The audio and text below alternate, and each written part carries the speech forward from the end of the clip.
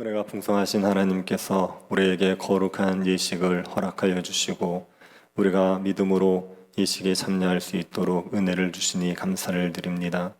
말씀을 통하여 주님께서 우리에게 허락하여 주신 성례의 의미를 다시 한번 생각하게 하시며 믿음으로 참여하여서 신앙에 큰 유익을 얻을 수 있도록 은혜 베풀어 주옵소서. 기도로 준비하는데 함께하여 주시고 믿음으로 성례의식의 그 복들을 누리며 하나님께 감사 영광을 돌릴 수 있도록 은혜 베풀어 주옵소서. 걸어가신 예수님 이름으로 기도드립니다. 아멘.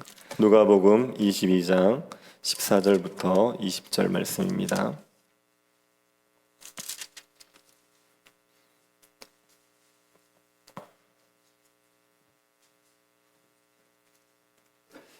찾으셔서 한 절씩 보겠습니다. 14절부터 20절입니다. 때가 이르매 예수께서 사도들과 함께 앉으사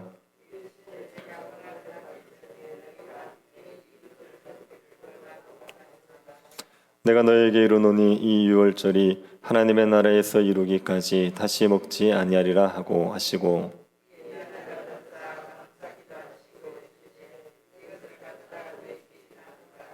내가 너에게 이르노니 내가 이제부터 하나님의 나라가 임할 때까지 포도나무에서 난 것을 다시 마시지 아니하리라 하시고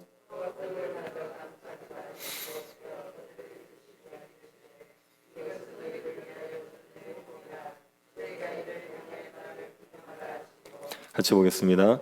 저여 먹은 후에 잔도 그와 같이 하여 이르시되 이 잔은 내 피로 세우는 새 언약이니 곧 너희를 위하여 붓는 것이라. 아멘. 우리는 성례에 대해서 살펴보고 있습니다.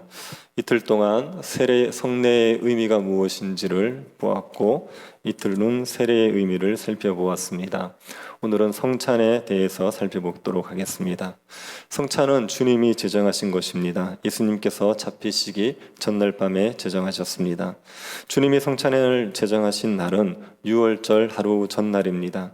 유대인들은 유월절에 유월절 식사를 합니다. 그런데 예수님께서는 유월절에 십자가에서 돌아가셨습니다. 그래서 하루 전날인 유월절 하루 전에 유월절 식사를 하십니다. 이때 성찬을 제정하셨습니다. 이 성찬도 세례와 마찬가지로 믿음으로 받아야 효력이 있습니다.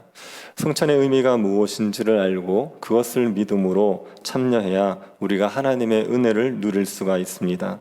성찬의 의미가 무엇인지 모른 채 그냥 먹는다고 해서 무슨 일이 일어나는 것이 아닙니다. 성찬의 의미를 모른 채 참여하면 그냥 집에서 빵과 포도주를 먹는 것과 다를 바가 없습니다.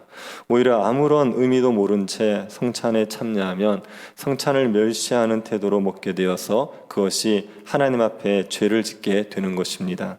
그래서 성찬은 어떤 의미인지 이해하고 그것을 받아들이는 믿음으로 참여해야 합니다. 성찬은 어떤 의미입니까? 성찬의 의미가 크게 세 가지입니다. 오늘은 첫 번째 의미만 살펴보겠습니다. 첫 번째 의미는 예수 그리스도의 죽으심을 기념하는 것입니다. 유월절 식사를 하시면서 예수님께서는 떡을 들고 이것은 너희를 위해서 찢는 나의 몸이라 하시고 포도주를 들고는 이것은 너를 위해서 흘리는 나의 피라고 하셨습니다. 그래서 성찬을 행하면서 예수님의 죽으심을 기념하라 이렇게 얘기하셨습니다.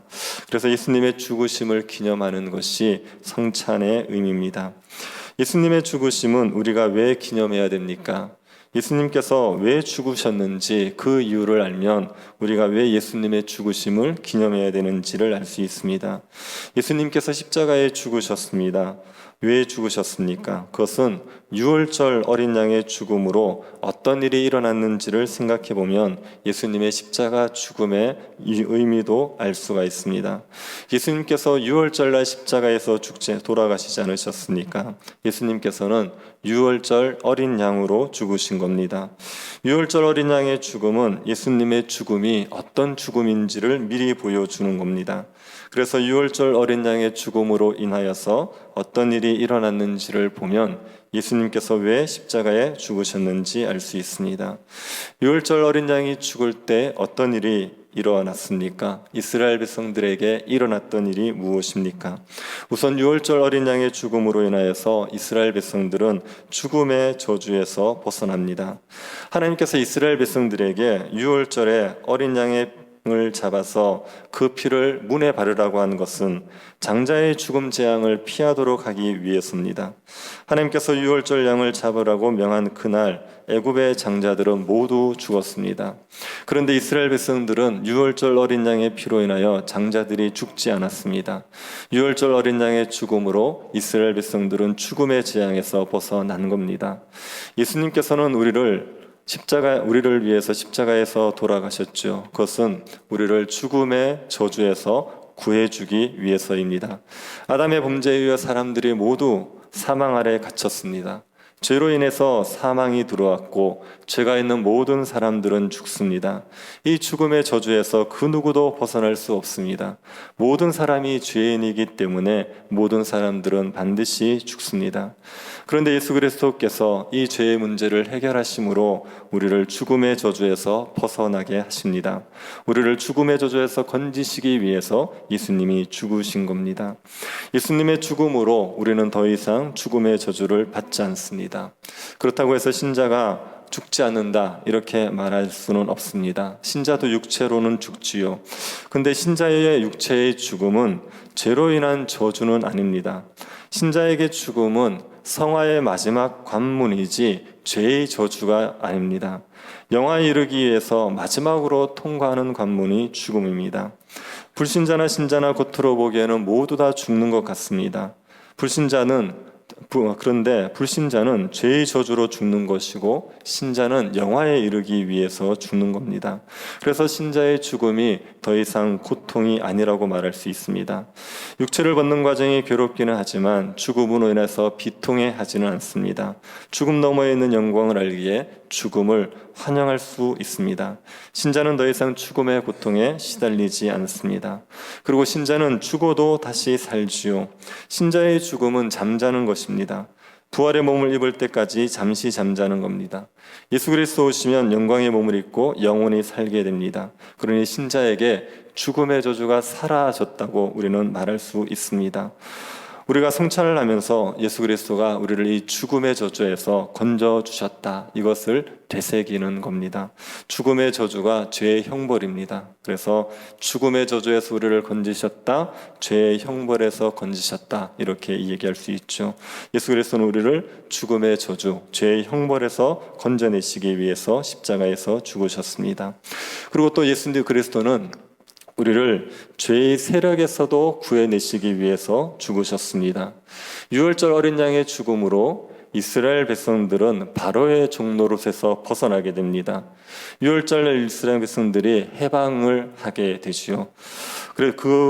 그처럼 예수 그리스도의 죽음으로 우리도 죄의 종노릇에서 해방을 합니다. 자유를 얻게 되는 겁니다.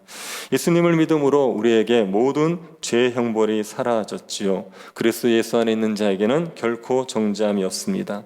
우리에게 죄의 형벌만 사라진 게 아니라 우리가 죄의 세력에서도 벗어났습니다. 예수 믿지 않을 때 우리는 죄의 지배 아래 있었습니다. 죄의 지배 아래 있으면서 육체의 정욕을 따라 살았습니다. 죄의 지배 아래서 온갖 불의한 일을 하면서 고통스럽게 살았습니다.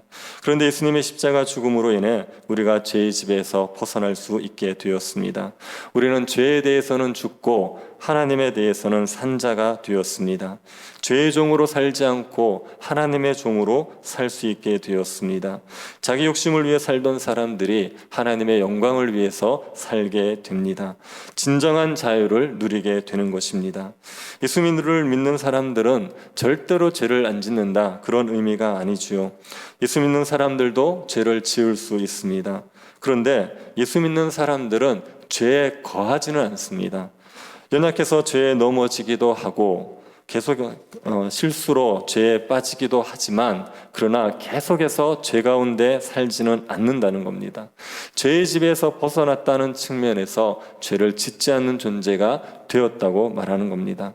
예수님의 죽음을 기억할 때마다 우리는 우리가 죄의 지배에서 벗어난 존재가 되었다, 죄를 이길 수 있는 존재가 되었다, 이것을 자꾸만 생각하셔야 됩니다. 예수님을 위해서 살 수 있는 존재, 선을 행할 수 있는 존재, 이런 존재가 되었다는 것을 믿는 것이 예수 그리스도의 죽음의 의미를 되새기는 겁니다. 또 예수님은 우리를 하나님의 거룩한 백성으로 만들기 위해서 십자가에서 죽으셨습니다. 유월절 어린 양의 죽음으로 이스라엘 백성들은 애굽의 종노릇에서 해방이 됩니다. 그러고 나서 이들이 그냥 마음대로 사느냐, 그렇지 않고 하나님의 백성으로 살게 됩니다. 애굽의 노예였는데 이제는 하나님의 거룩한 백성이 되어서 하나님의 통치를 받으며 하나님이 주는 복을 누리며 살아가는 백성이 되었습니다.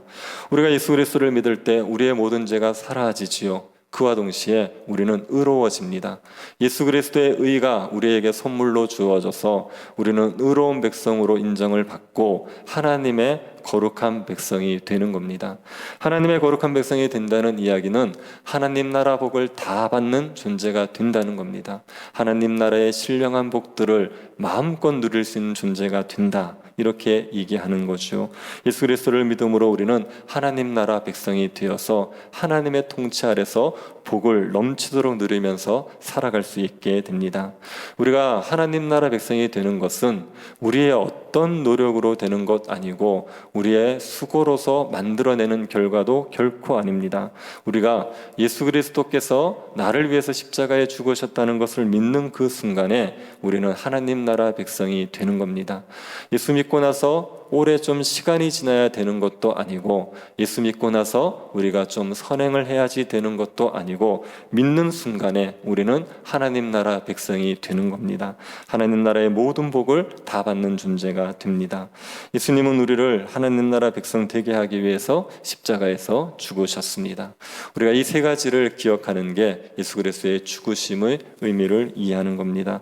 예수님 우리를 죄의 형벌, 죽음의 저주에서 건져내기 위해서 죽으셨습니다.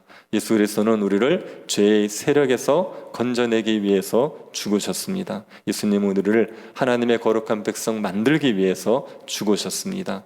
이 세 가지의 의미를 생각하면서 이것을 믿음으로 받아들이면 하나님께서 주시는 성찬의 유익을 풍성하게 누릴 수가 있습니다. 예수 성찬에 참여하면서 우리에게 주신 이 은혜들을 다시 한번 되새기시고 예수 그리스도의 죽음의 의미를 믿음으로 받으셔서 하나님께서 주시는 성찬의 유익을 풍성히 누리는 주의 백성들이 될 수 있기를 간절히 바랍니다. 자비하신 하나님, 우리에게 주님의 죽으심으로 하나님께서 주시는 생명을 누리고 자유함을 누리고 하나님 나라의 모든 복들을 누리게 하시니 감사를 드립니다.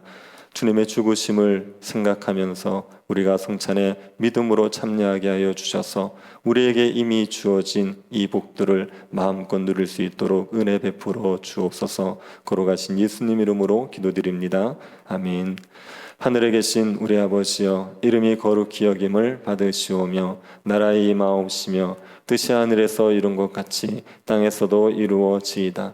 오늘날 우리에게 일용할 양식을 주옵시고 우리가 우리에게 죄 지은 자를 사하여 준 것 같이 우리 죄를 사하여 주옵시고 우리를 시험에 들게 하지 마옵시고 다만 악에서 구하옵소서. 대개 나라와 권세와 영광이 아버지께 영원히 있사옵나이다. 아멘. 성례식을 위해서 기도해 주시고 새 교회당 건축을 위해서 기도해 주시고 추수감사주의를 위해서도 기도해 주십시오. 그리고 병중에 있는 성도들 위해서 기도하실 때 이종문 집사님 화상 부위가 잘 치료될 수 있도록 은혜 베풀어 주시기를 기도해 주시고 개인적으로 기도하시기 바랍니다.